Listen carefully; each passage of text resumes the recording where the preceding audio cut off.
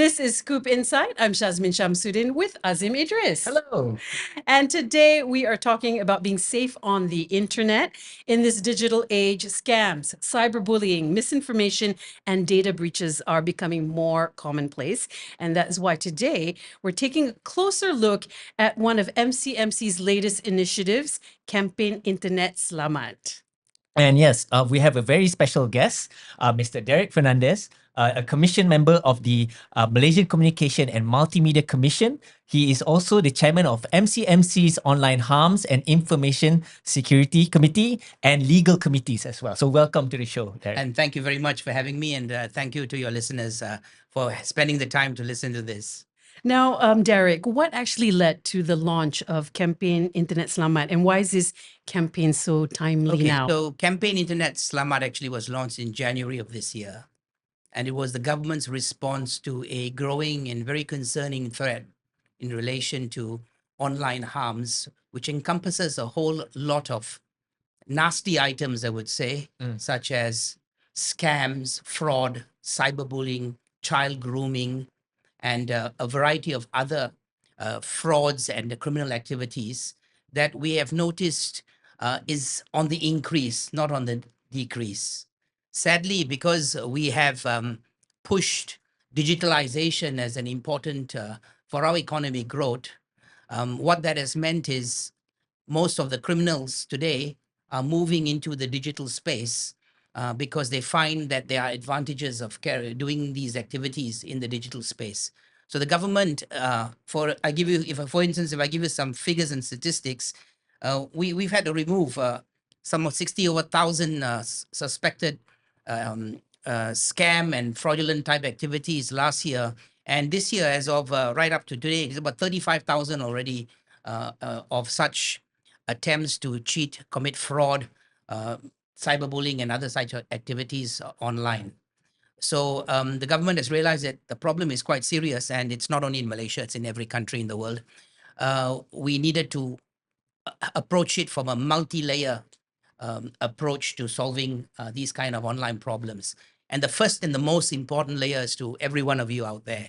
That is, you're the first point, because that's where the scam or the online harm or the online crime is designed to be focused, is on you.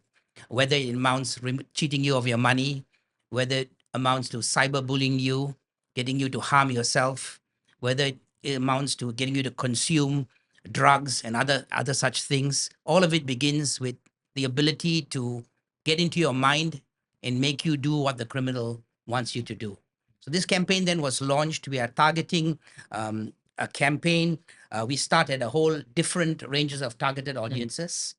We are hoping to get 10,000 schools involved. To date, we have trained 33,000 students since January in 256 learning institutions, conducting forums, talking to the teachers, showing them signs of what to look for to be able to have a little bit more knowledge on combating this. It's not particularly easy to do. I don't blame your your listeners, and even people who are reading material.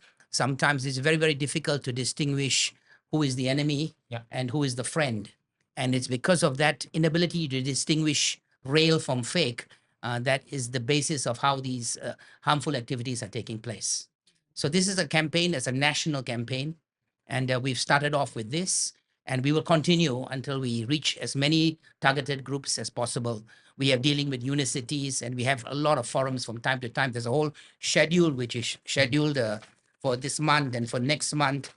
We've gone through a number of schools all over the country. For instance, Sekolah Kebangsaan Kuala Nyala Bintulu Sarawak, Sekolah Kebangsaan Melaka Langkawi, Sekolah Menengah Pendidikan Limbong, Pulau Pinang, and so on and so forth. A number of, and we've got a whole lot of programs which we're trying to do. I think it's great that it's starting off with the young, because I think, that's where the targets are mostly, focused on. And I think for a lot of older people, I don't know, are we, is it too late for us? No, it's not. In fact, the targets are very specific, actually.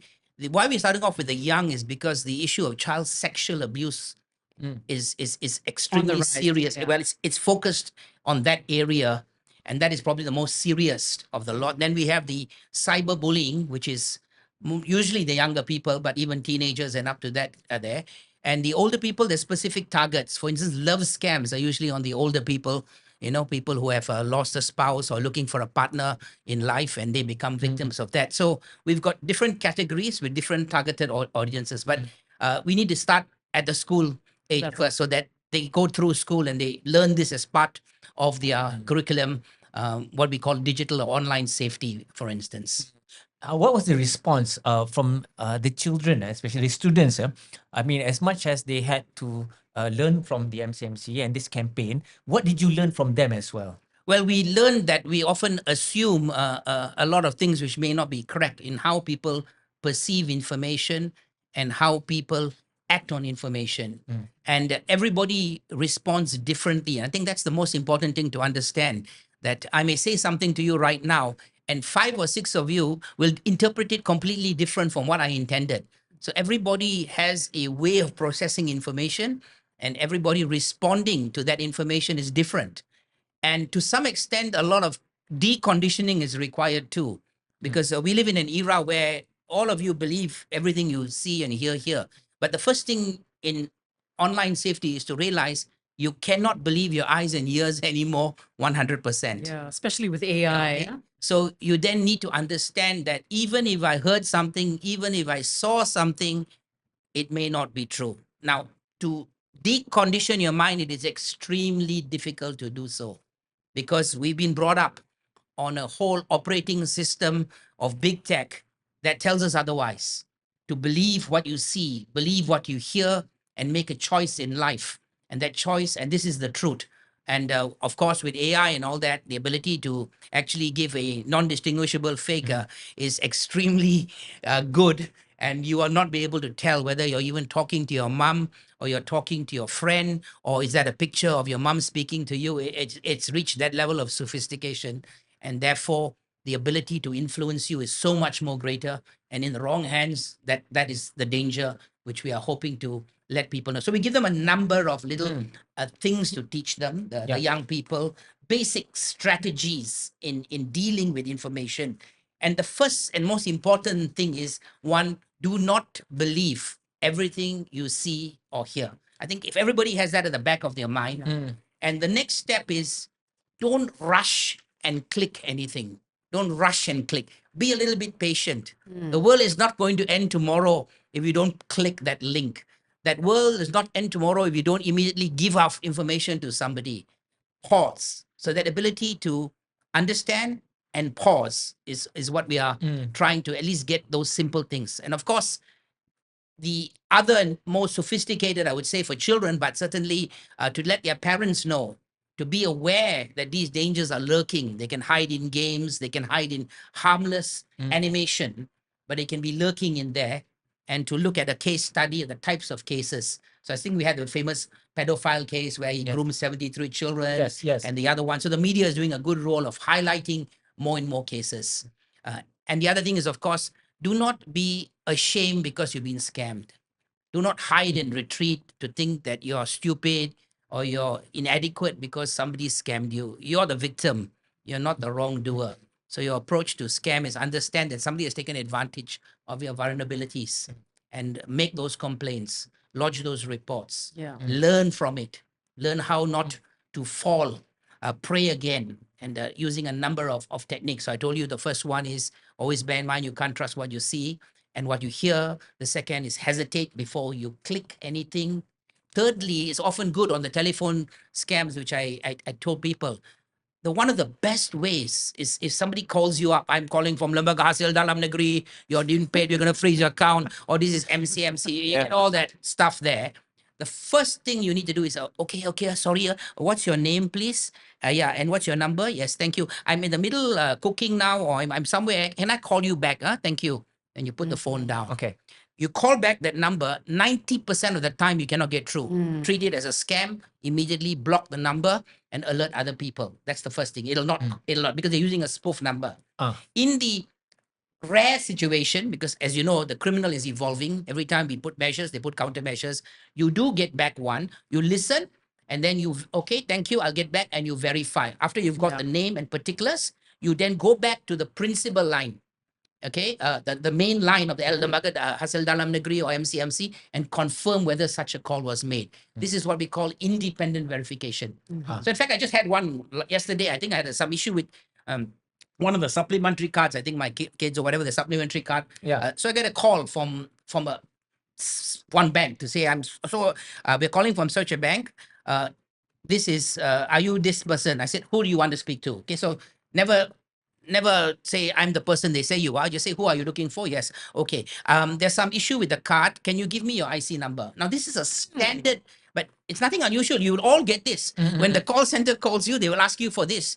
Then I said, you call me and you're asking me for my IC number. Yeah. Why don't you give me the IC number and ask me to verify whether it's my IC number? Yes. So ding dong started there. And I said, how do I know who you say you are?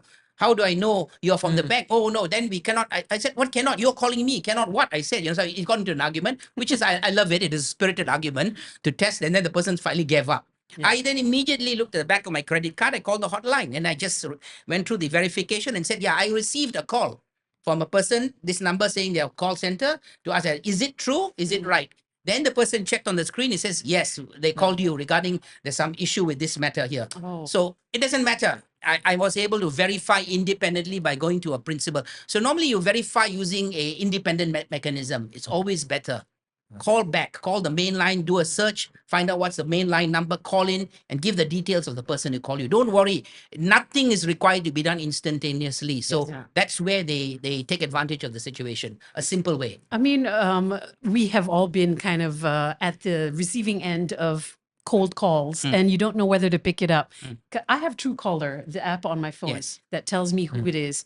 And if I don't recognize this person or this organization, I just don't pick up. Is this one way of dealing with it? Yes, it is. Truecaller and a number of other apps. I think the police also have an app which is available, whereby you can download it on your phone and to be able to give you some warning that there's a suspicious call. But MCMC is going further than this. MCMC now is developing and is in discussions with the development of a network-based warning system. In other words, your service provider, be it your telecommunication service provider, where you mobile, or it can be Maxis, or it can be YTL, or it can be any of the Digicelcom or Telecom Malaysia, we are going to try to get a centralized database whereby all numbers that are either roaming or they're discontinued numbers, or the numbers of the subject matter of a complaint or database by the Royal Malaysian Police Force will go into that database, and as a call is made to your phone, if it matches with that database, you'll get an immediate warning at network level. So this is another level. So you don't have to rely only on your app. The other level is we'll try to filter at that level. And because many spoof calls are using a discontinued call, for instance, a number that has been discontinued, or you didn't pay the fees, or you deliberately did not pay and let it discontinue. It sits in a pool for a few months before it is reassigned. During that period, it becomes vulnerable because a person can use that number or spoof that number. So that's what you'd want to do. Okay.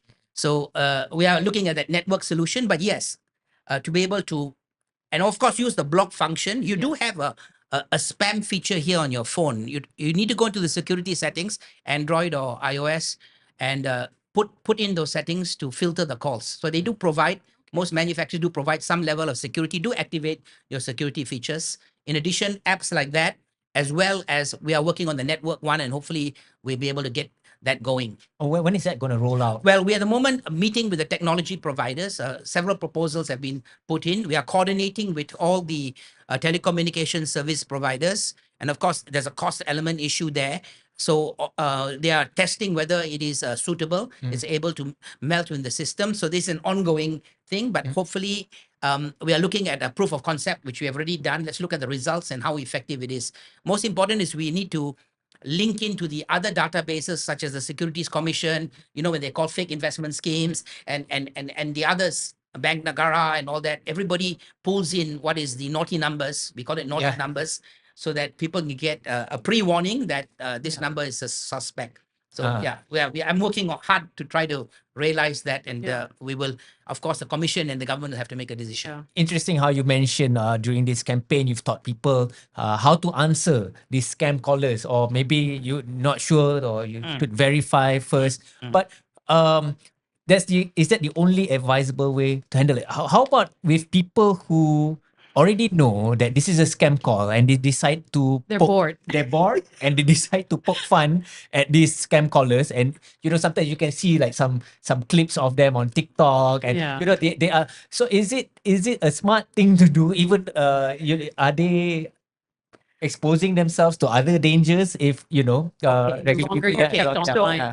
I mean, okay, it's a good question, and I've actually had some spirited person take on a scammer in a conversation and actually recorded the whole thing, and it's good for training. Mhm. But it's something that, I mean, we don't often recommend you do, but if you want to learn the techniques of persuasion being used, you can learn a lot.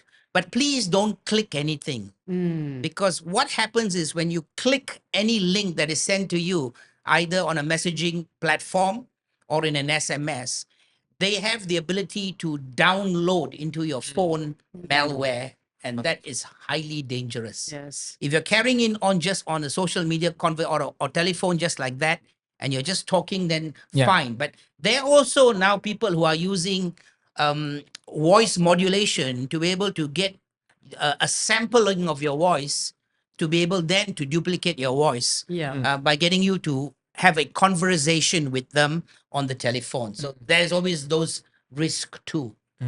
Right. So these are all risks which you take. And the risks pertain mainly to these things. All of you keep your money in your wallet, in your phone. I went down just now to the cafe and buying, and tung, tung. This is so natural for everybody. Mhm. All their details are all in this device called the telephone. Yeah. Or the mobile handphone. This has become the safe. This has become the wallet. Sadly, of course, most of you will not know that this was never designed to be a wallet. And no matter what people tell you, it's not a wallet. It was designed as a communication tool to enable you to talk to many people and interconnect with everyone. At the same time, share the information with its creators for the purposes of marketing goods and services to you, to put in ads, or we call adware, to be able to get you to buy things. So when you design a building with 74 doors, don't expect to be able to keep gold there very safely. We can do a certain things. All the doors should have locks and guards, but you need the 74 guards. Every time you download an app, you open a door. Okay, so you need to understand the limitations of this device. That's why in the real world involving in the military and all, they don't use their handphone. They don't walk around and talk and say, okay, fire this missile here on the phone. They understand. Well, that's debatable. Yeah, I think you're correct. It did happen with terrible consequences. Yes. With terrible consequences. Well. They use normally a secure communication device. So understand limitations of devices. So my advice to all you people out there, it's okay. I mean, carry on with the digital payments you like, but please learn to reduce risk. I would suggest to you, go to the bank and open an account and keep all your money, and that account cannot allow electronic transfer out of the account. You fence that account. Okay? Fence it. I know it's tough. Do it. We never died when we had to go to the bank before in my time, but you're not going to die. And you then have another account with a certain limit, and you keep your digital payment in that account. In the worst case scenario, malware is transferred and they drain your account. Maybe your exposure is 3,000 or 5,000 ringgit. If you need to top it up, go to the bank, do a across the bank transfer from within the bank, because the bank has got a secure system. It's more secure than the public internet.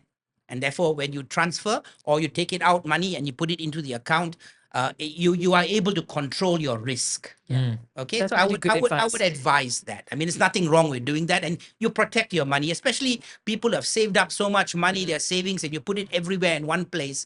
In the unlikely or even likely or even scenario where malware is planted, they're able to take out your banking passwords and details. You don't want to go there and drain your account. Okay, that's the first piece of advice. The second piece of advice is try use a credit card instead of a debit card. I know people don't like me to say this, Okay, interesting. But the reason is this: credit card companies are what they mean, what they are called credit card. They extend credit. So in other words, technically they lend you the money, and they lend you by paying somebody that money on your behalf, of which you are now basically a borrower. Okay, you have a loan with them. Yeah. Because they are advancing their money, their level of security is much higher than the normal. Okay. Because if they lose that money, if you say, I did not do it, it's not me, a dispute will have to arise. However, in a debit card situation, it's gone.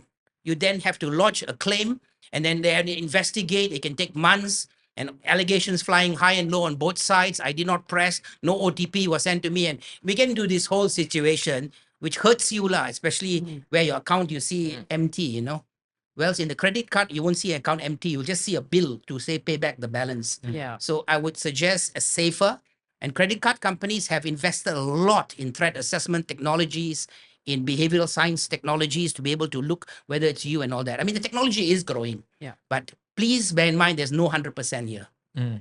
Thank you. No, probably the finance experts will beg to differ on No, that. of course, of course. I mean, I'll be painted as a bad boy, but let me explain to you a simple one is risk.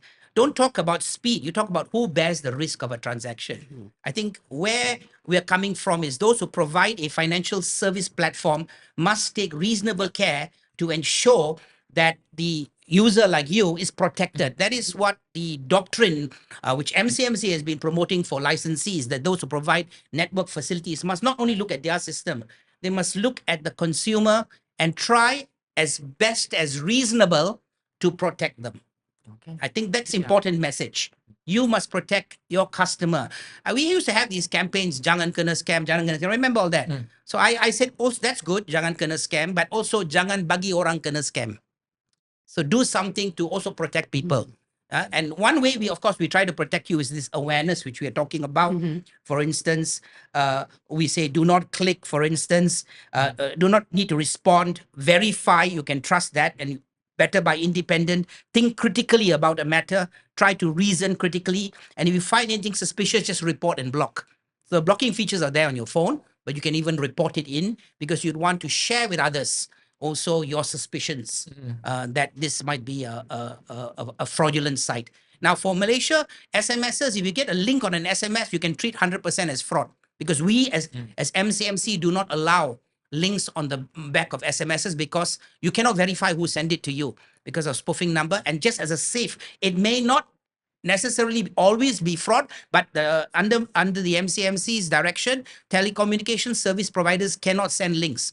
So the links you see on your SMSs, sometimes you get in, are not from usually the telecom service providers. Yeah. They are from people driving cars using what is called a fake base station, or they are from internet messaging platforms. That they are not from the normal telco. So, but as a matter of precaution, a general rule: do not click any link at the back of the SMSs. And I would even go further to even internet messaging platforms. If Like you follow WhatsApp, those yeah? rules, you'll be really safe. Okay. But you may say, I'm a bit inconvenient. I don't want to key in the address. I like to copy paste. And also sometimes this convenience thing is the one that gets you to the detriment. But you ask yourself how much time you save. And I mean, by saving that, are you going to have a big difference with that time to your life?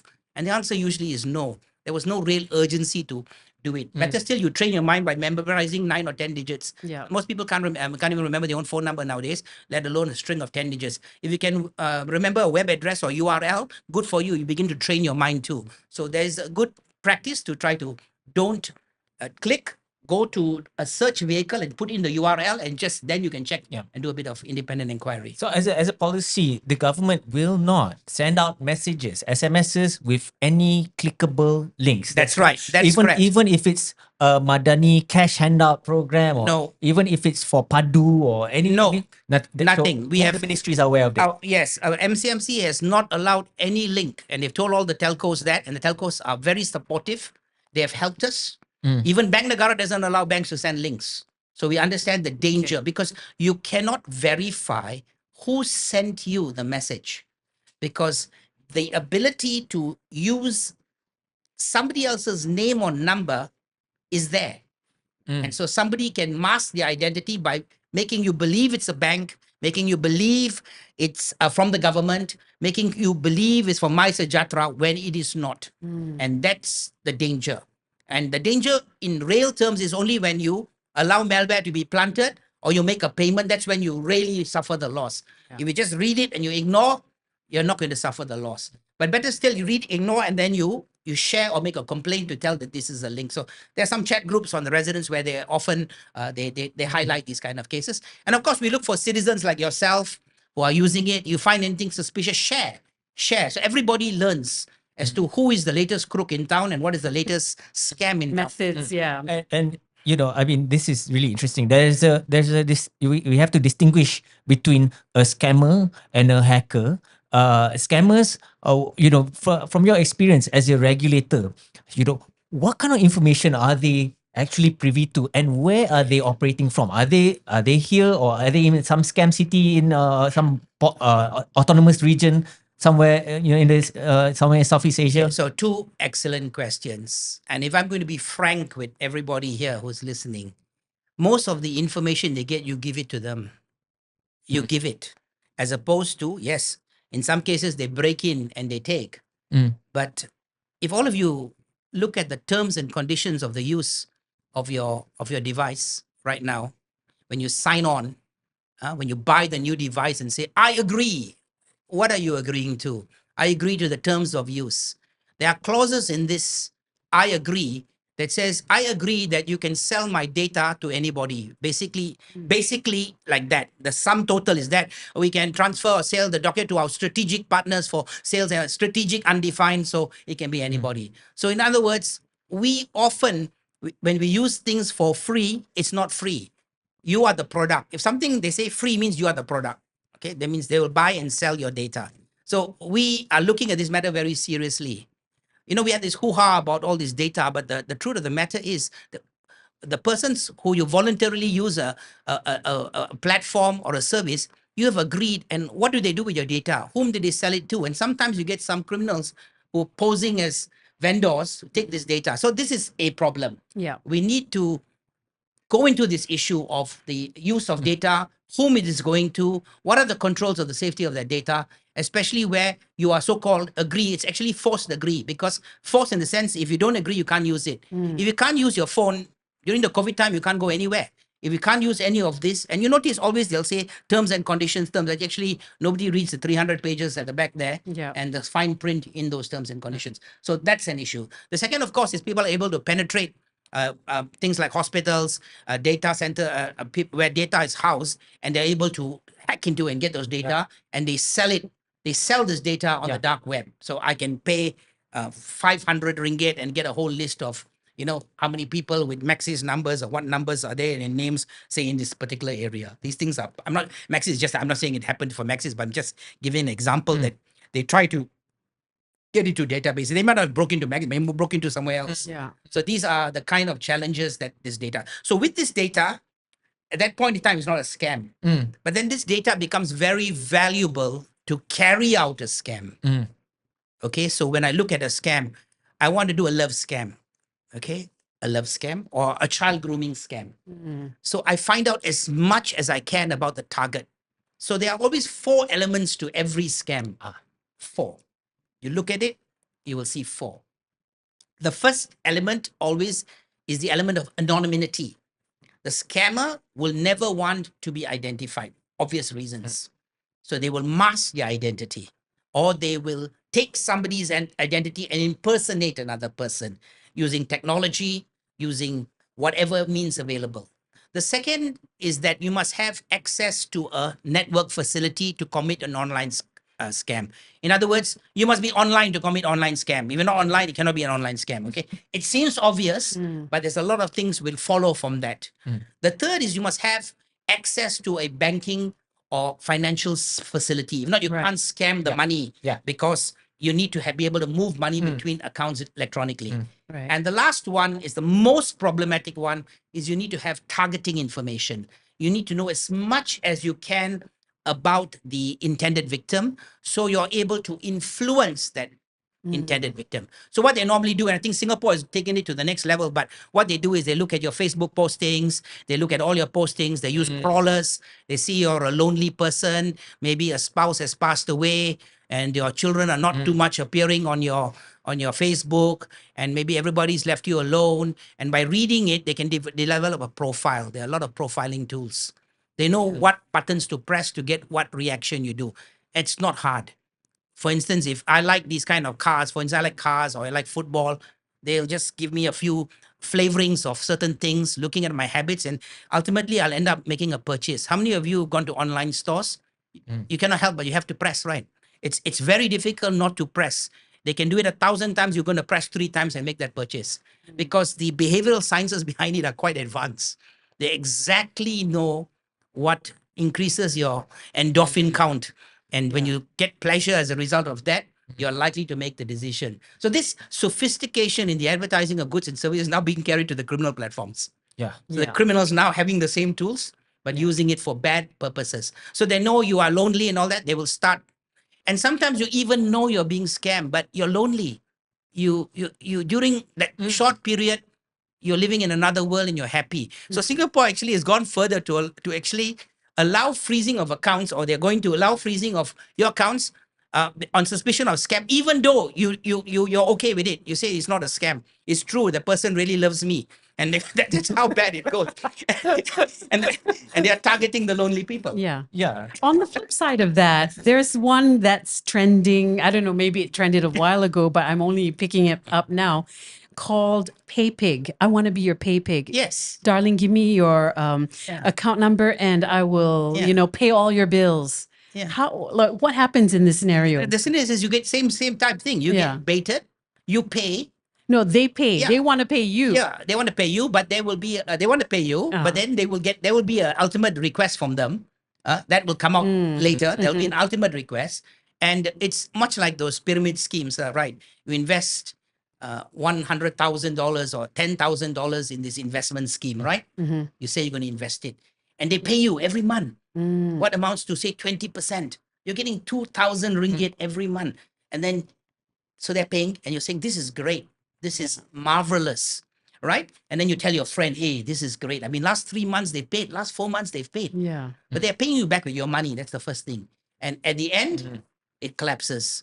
And you've basically lost half of the money you put in, and so have your friends. So even the pay schemes, they are baiting you. They begin to bait you. Develop trust by small advances. And at the end of the day, the bottom line will come out. And that's often done. But by the time you say, wow, that person paid all my bills, but now maybe they're having a bit of problem moving their money because they got stuck here. They need me to help him out. And by that paying, they already develop a connection in your account. Because under the so-called 12-hour rule, when you pay money from one account to another account over a certain minute, it's supposed to be frozen for 12 hours, which I hope all of you will support me and ask for 48 hours. But you do that. But after you've done a number of transactions, then that protection is gone. It's dissolved. Right. So yeah. Okay. Interesting when you raise the love scam issue. It's almost like an everyday occurrence, right? And we feel that, people are, I mean, when I read these headlines and I write them as well and on a daily basis, how can people be so gullible, naive and gullible? And, have you spoken to any of these victims? Did they tell you like how they fell into this trap? Okay. So firstly, I would like, to avoid using the word gullible. Again, they're the victim. Yeah. Now, what has happened is their vulnerabilities are known to the perpetrator. So if, let's say, I know your vulnerabilities, I know everything about you, you don't know anything about me because I've looked at your social profile. Understand this. And I know what you will respond to and what you will not respond to. Now, we used to call these people before Casanovas and all. Remember during the pre-internet ages, Suave and all that, and that was going on. So this kind of love scam is in the physical, but now you're able to do it on a mass basis without even meeting the person. You're able to show fake AI images, which you will not realize. In fact, in the famous Hong Kong case, 34 million was transferred based on a video conferencing because the person believed that the board had asked him to transfer the money. So that's how good the technology is. So gullible, I would not say. I need to examine the facts of the case. Okay.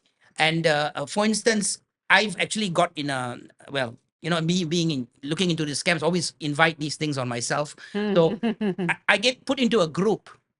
Now it's very surprising. I'm added to a group called the Google Groups, okay, whatever review. And in that group, the person who added me is my friend, okay? He's on my contact list. And in addition to that, the other members of the group are all people on my contact who are known to me. Now, this is the important thing.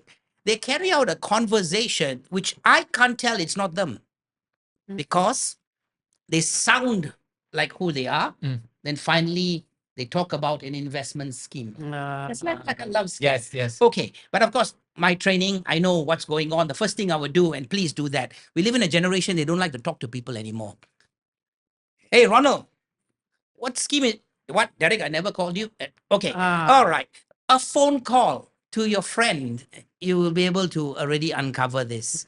So immediately I knew it was. But the thing is, they are able to hack into your WhatsApp account, read all your messages and your communications with your other friends, then, which is on your phone, then they're able to utilize and develop a character profile and then carry out a conversation. So that's, I wouldn't say gullible if you fell for that because there's everything seems real. Now in the love scam, everything starts off very innocent. They don't talk money, anything like that. They say, oh, I like the color red, and they know that you like the color red because you've been red posting everywhere. Okay, so it's like those mind readers on the magician shows, able to tell you what you're thinking and all that. So this is sophisticated and it's industrial. Now you ask me the question, where are these happening? Well, I don't want to name specific countries, but there are nation states that actually allow such operations to take place, huge farms, industrial scale, which is being done, some maybe with the knowledge, some without the knowledge, but they're operating across borders. Yeah. Okay, they're operating to multiple proxy servers all over. So actually a scam may be actually starting in, I'm giving an example, I'm not saying this is where it's happening. Let's say it's Cambodia or say it's Laos. It goes through a server in Thailand. It goes to Philippines. It come back here, go back to Nepal, and then come to Malaysia, one bungalow here, and then send it back there. So it's a sophisticated series of what we call mask. And as you unmask one of them, you'll go back and trade. It's a humongous exercise. They conceal their identity and they invest a lot of money. It's industrial grade scamming. They got scams. You've heard the horror tales of scams and the beekeeper. Remember Jason Statham, the beekeeper? Yeah, that's not so far-fetched. Maybe Jason Statham is, but the operator, in terms of real life, is a great actor. But Yeah. Oh, that's amazing. I mean, to think of the magnitude of the operations, yeah? I mean, how many people would like work in But in one of these understand centers? why. I think this is the part we all missed in the discussion. We have pushed a digital world. Whenever you ask a question, why? It's inevitable. It's the fifth industrial revolution. The world must go there. We all assume this to be an absolute truth. And then it is better for humanity. It's better for the world if we do this. Is it? Okay. And it may well be. But what is the downside? The downside is the real cost of digitalizing a world has often been understated. We didn't bother about security. We didn't bother that the technology makes it easier for the criminal. In the early days, if I wanted to steal 2 billion ringgit, I'd have to break into 3 banks at the same time, because I can't do one after the other. The police will get me.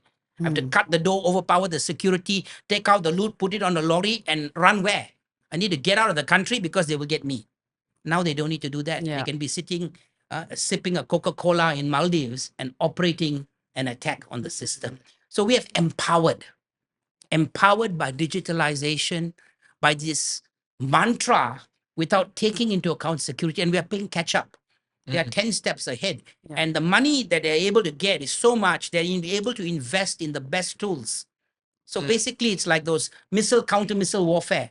They got sophisticated missiles. We have to put defensive systems. The moment we put in, they put in a more sophisticated missile. And it's an ongoing battles of technologies. And I, as a regulator, are concerned about risk. Who bears the risk or who should bear the risk in society? Because it's not if, but when. It will happen. There's no 100% way to avoid it. The question is, when it happens, should the poor man or woman on the street or person on the street be paying that price because they relied on technology that was, in many ways, they had not much say in it. It was put to them. Or should those in the best financial position to absorb the loss begin to absorb? So I talk things about digital insurance. Why can't it be made mandatory? Why under every digital transaction, a certain percentage goes to a central pool administered by central bank? And if there's any fraud cases, then the payout to protect the people, because the people are the most vulnerable. Their accounts are the ones that are hurting them. And that's why the government needed this campaign. And that doesn't even go into the issue of sexual abuse and cyberbullying, again, growing crimes. Yes, let's move on to that. Sexual abuse and cyberbullying. This is a scourge on our society. Sorry, Yeah, well, go on. can we Yeah. describe some instances Yeah. where this has happened and it's become before we go into your question, just to Yeah. put some context so there was a case of Esha, a prominent influencer, Yeah. whose real name is Rajeswari Apahu. On July 4th last year, she lodged a police report that she would be raped or killed due to relentless online harassment. And she was found dead the following day in her home, and her death was ruled as a suicide. And the perpetrators were only fined 100 ringgit, which was quite sad given what had happened. So that was one of the main examples of cyberbullying that Cyberbullying. gone too far. Yeah. I mean, cyberbullying is bad enough, but this is pretty Yeah. extreme. So yeah, continue. You can continue on. Just Yeah. question. So I guess what is MCMC's stance on the cyberbullying Okay. thing? So cyberbullying is definitely illegal and wrong under our Communications and Multimedia Act. It is also wrong under the relevant provisions of the Penal Code as a crime. So there's a number of laws which prohibited it, but that's not the problem. The problem was not the law, but the problem was, how do we determine that a person is being cyberbullied, especially where the bullying is taking place on platforms of which the government does not have technical control. Now, what do we mean in English? You, the first problem with bullying is, how do we know it's bullying? Now, I'll give you an example. Supposing I say to you, you are a lazy person. Okay, we were supposed to have an interview at 4 o'clock. You turn up at 4:30. Supposing I say that to you, and I post it with your picture. I'll say that, for instance, Scoop employs lazy people. Okay, and I put your picture there, and I post it. And maybe you don't like her for a long time. You also say, yeah, very lazy, and on it goes. Okay, all right. However, you are, hey, Derek, I'm not lazy. I may have come at 4:30, but you didn't tell them you came at 4:35. Okay, so I think you're more lazy than I. Ha ha ha, LOL. Now, to you, you have not been bullied because it has no effect on you. Yes. You have enough metal there to say, that's not bullying. I'm not going to be bullied by this, and you'll be able to. But there's some people who can't take it. There are some people who take it differently. They go into emotion, they go into depression, and it escalates. And sometimes the pack mentality of everybody posting on and laughing at somebody begins to take its toll. How do we identify when? Who is responsible? Now, if that person writes and puts a complaint to MCMC, I am being bullied, please help me. Yeah. That's great. That would be a case where we can intervene and tell the platform, be it X, Twitter, Instagram, Facebook, whatever it is, that this is so. Those platforms themselves have ways to complain that you feel you're being bullied, or TikTok or whatever. So the first step which we did, and somewhat controversially, a lot of people still don't understand, is to make platforms liable for the policing of their own platforms in not responding promptly and adequately and timely to a plea by a person that they're being bullied, and to do the necessary, either remove the post, get the post removed. And I think it's important moving forward that there must be very strict liability in terms of if you allow a bullying to take place, if the victim complains about it, and if you do not take it down or you do not help that person, then you have to bear the legal consequences. It may be a fine, a penalty, whatever it is.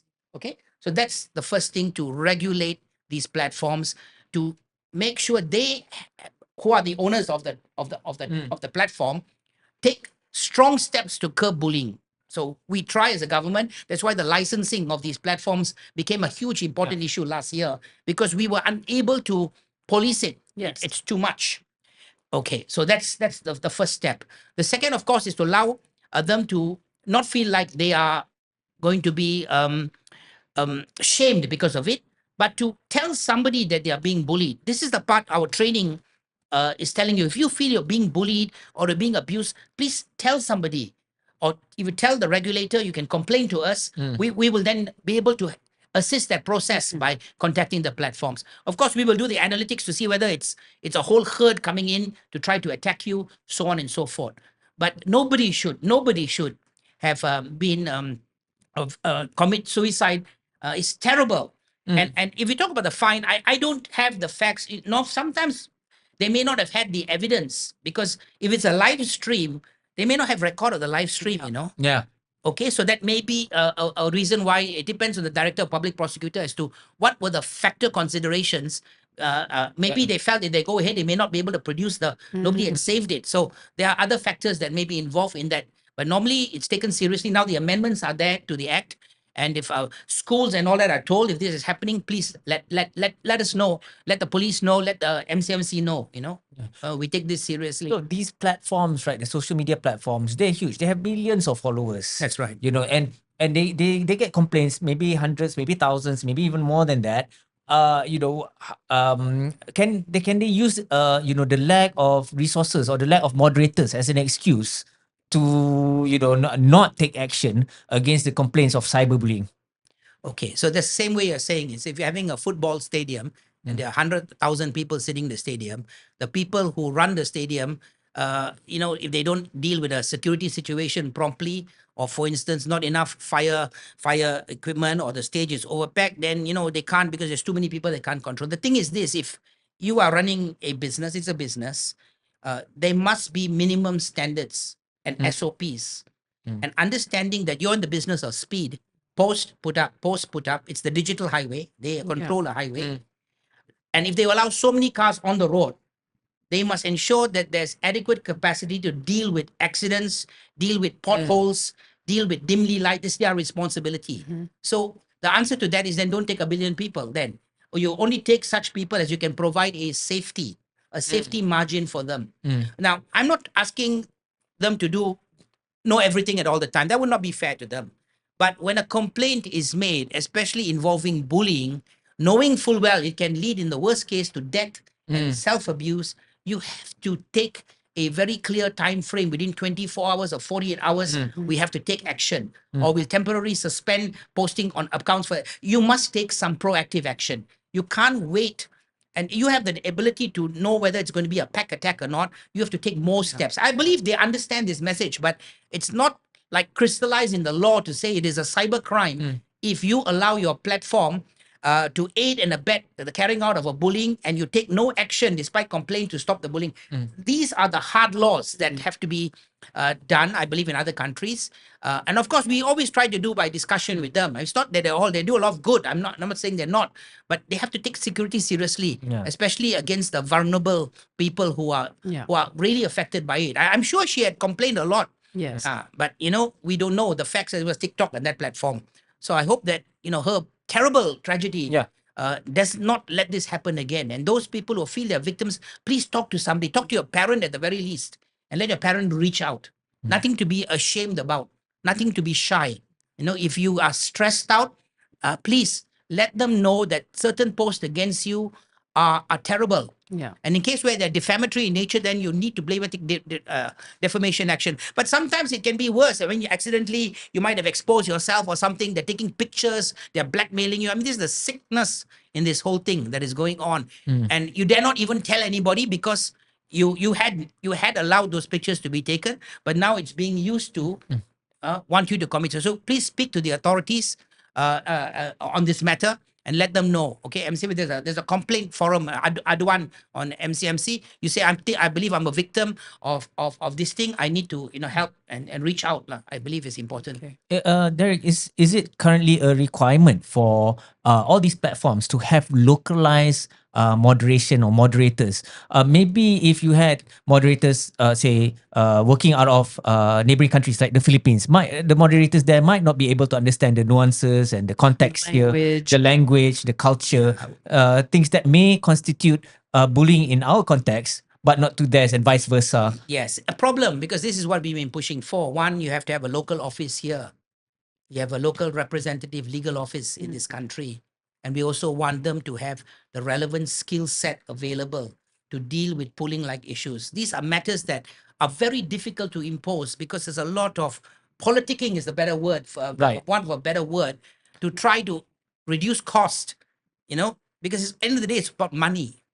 Any security, any mediation device, any moderation requires expenditure of money. And if you're a profit-orientated organization, you want to minimize the cost to its maximum. So, I mean, we can say you should have adequately trained people. I'm not even too much about that. I'm just worried more upon if people actually lodge a complaint on your platform. They say that, I believe you should respond promptly. Yes. And Regardless. effectively. Yes. Not our people have looked at it. We will be looking at it, and Yeah. and things are escalating. I believe they have AI available now. They should be able to immediately grasp it, and action should be taken. And I believe the government should say, if you're responsible, you do whatever you have to do. Yeah. But if this happens, you are going to have to pay for it. I mean, that's the only way that will be effective. And we don't get into their business model, whether they want to run outside or wherever the place they want to operate from, and that's their business model. But it must be effective to give a effective avenue. Now, child sexual abuse material, yes. Yeah. I believe for laws in the United States, Yeah. they have to take it extremely seriously. So Yeah. I believe they are. They are. When you complain to them, see child sexual abuse, they do take. But sometimes they don't know, they're posting pictures on Facebook and all that. They don't see everything all the time. Yeah. But the moment it is there, they will take those steps. So I think the same level with CSAM should be for scamming as well as for cyberbullying. But cyberbullying, again, relatively difficult to know when you're being bullied. Yeah. There are some clear cases, but there Yeah. are some cases which require a little bit of, There's been legislation set after the tragic death of Esha, right? So that's one precedent. Right. Yeah. So she has. Yes, Yes. the law, but the law is never was the issue. The law to hold the platforms liable, that's the issue. The law to hold the wrongdoer liable, there never was a big problem. The penalties are more enhanced and all that. So fine. But the law to say the platform is liable if they fail to take reasonable steps to prevent or stop cyberbullying when they know about it, I think that's not there. I think that should be there. That's my personal view. But it's not. Yeah. So moving on. But So- having said that, now they have the Online Safety Act Yes. that deals with that. Yes. So we're waiting for it to come into force. Right. Okay, that's still not yet in force yet. Yeah. It requires regulation. So that law to deal with that part of the platform's responsibility, I think under YB Azlina, under the YBM Menteri Azlina had come up with MCMC, Lobster. with that law. So we're waiting for the more refinement of the regulations and responsibilities so that we will deal with the platform's responsibilities. For telcos, they all have responsibilities. There's a section called Section 263 that requires all those who provide services not to allow their platform to be used for criminal or intended criminal purposes. It's a superb law, and the telcos are responsible, under that law. So the same provision for platforms, same provision for banks and financial services would bring another level of protection, which is very good for everybody. So speaking of precedents, and also criticisms of the MCMC before, in terms of some laws and some moves that the MCMC have made, have led to criticisms that it's becoming somewhat of a big brother, of a surveillance, a surveillance apparatus. But at the same time, there are things like there are cases like one of the biggest pedophilia cases we've ever seen of Yes. Richard Huckle. 73. 73, right? Yeah. More than, and he who was he? Just to recap, Yeah. he was abused of. He was convicted of abusing dozens of Malaysian children while posing as a teacher and missionary. Something that shocked the nation. For MCMC, what did MCMC and other agencies learn from this tragedy?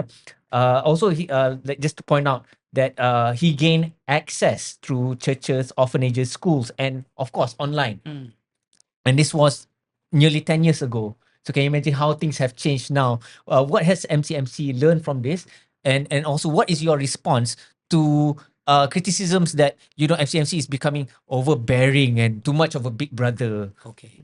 So I think whenever you go into the realm of the digital realm, where it involves everybody wants that free right to speak, to post whatever they want, and not to be told you can't do it. Everybody feels that that is a freedom of speech under our federal constitution, the right for you to have free speech. But the constitution has also said, importantly, that right of free speech is not open. It is subject to law. And the laws are the freedom of expression is not a freedom of aggression. A freedom to speak is not a freedom to scam. Yeah. The freedom to say something false because you want to hurt somebody or bully somebody cannot be a freedom to be given. Not in the digital age, because we have seen the case of cyberbullying. He may have called that person all kinds of names. It might even be true in some cases or false. But that freedom exercised in the digital space has resulted in a person taking their life.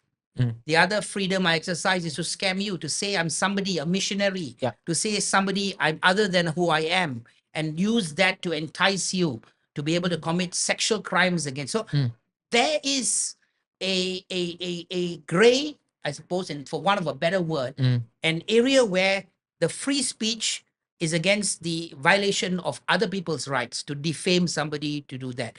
And MCMC has to walk that delicate balance every day. But if you look at the total volume, 63,000, 30,000, this is very much not, this one makes the news, but this is not the main stuff that the MCMC does. So what we have is a whole system of, one, we wait for a complaint. So a complaint is made. You make a complaint to say that person over there had said this about you. He called you corrupted. Okay. And they said, okay, the question is, are you, first of all, upset about that? And you complain that they are misusing a network facility and stating something false. And you're able to show it is false. So, of course, you can go to court. Everybody can go to court to sue that person for defamation. But you may not have money to go to court, but nevertheless, you can go to court. So if there is a point in time where a decision will be made that this is totally defamatory, it is attacking you, and you can't defend yourself, and tell the person to take down that post or to retract it. The question is, were you given a right of reply? So there's a lot of factors that have to be done. But nowadays, nobody given right of reply. They just put it in there. They never even ask you for a comment.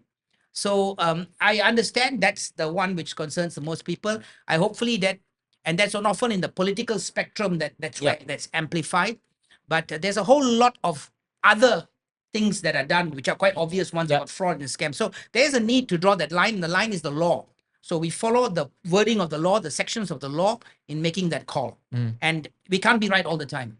Therefore, there's an appeal process. If somebody is taken off, they can appeal to the appeal tribunal and ultimately to the court if they feel that they have been censored for their free speech, which is not in accordance with the law. And on this, all this content, right? When it comes to the MCMC, some people might have the mental image, that there's this big conference room and there's the screens all around, and you guys have a lot of visibility and a lot of information. So, what would you say to people? I think that is a fantasy. They're watching too many movies. Actually, the true people who have those screens and knowledge are the people who provide the digital services platforms. They have those capabilities of information. In fact, I didn't want to mention which platform, but there was an article last week about when your phone was sitting at night, one of the companies was fined in the in the UK or United States, hundreds of millions in fine because they were taking out all the data from the phone while it was eavesdropping on your voice. That's not the state. That's not we don't have those capabilities. In fact, the takedown is by the platform. We actually don't press switches Yeah. and take off. Do you understand? When you have a problem, we have to refer back to the platform, cite the section of the law, what section it is, why it is, and ask them to remove it. So they are the ones that remove. We don't have the capability of removing individual posts on platforms. We have the ability to completely shut the whole platform down, but we don't do that because there are other people who are using it and it's important to them. So again, if you see the most recent case involving one of the platforms, we actually went to court to get a court order. Also, we still got scolded for it. So where are you supposed to go? Well, Derek, coming back to Kempen Internet Selamat, what long-term impact do you hope? I hope every one of your listeners here now protect yourselves and your family and your parents and your loved ones. Understand that there's a lot of good on the internet, but there's a lot of bad, and the bad is growing like a cancer because it seems it is easy now with the technology available to dupe you, to scam you, to cheat you, and making use of those vulnerabilities simply because you are posting a lot of things about yourself, giving up a lot of information, sharing and carrying out there. But some people misuse this information. So you need to equip yourself with hard common sense, discernment, critical thinking, important steps. And that can only happen if you don't instantly press like that. The moment you click like that, you've lost that discernment. You cannot think about a problem if you want to do it in a few nanoseconds or you want to click within even a minute. You need to reflect.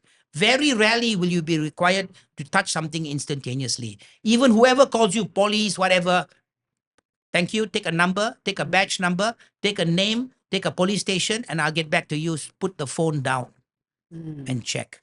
Okay, so do that. Always do that. Don't rush. Rushing is the one that gets you. I've given you some simple tips about how to protect your money using credit cards and that kind of stuff. Plus call back. Remember, I say call back. Always call back. Who calls? I'm wishing that. Hopefully they call right now while I'm here and I'll show you a live example. But that's none. You call back, it won't go through most of the time. Okay. Okay. Because the number is it's a spoof number. It's either it's a discontinued number. The number has no service.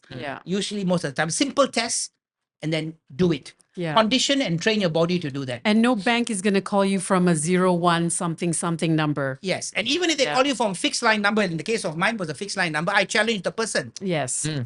You call me and ask me for my IC number. Hey, who are you? How do I know you say who you are? That's it, you know? So even the policeman or the taxman, Doesn't matter. if it's really urgent, I think they'll be showing up in front of your house and not giving you a call, Yeah. That's connecting you to another person. Yes. Don't fall, and people still do fall, sadly. I think the one that is the most tragic, of course, is the love scams. Yes. That's heart-wrenching and heartbreaking. Yeah, look out for each other. If your girlfriend, is talking about some guy she met online, please talk to her about this. I mean, you only see the success stories of the couple that met internet, married, and found their soulmate. Yeah. But those are the small success stories. Behind that, there's a whole lot of tears and misery. Yes. So we don't get to see that. Well, That's why nobody wants to say that happened to them in the first exactly. place. Occasionally we do get it, in the news. He writes about it all the A time. bit of flavor, a little bit of flavor, but All right. Well, Derek, thank you so much for joining us today. Thank you for having me, and thank you everybody. Stay safe, stay sharp, look for the truth and be just.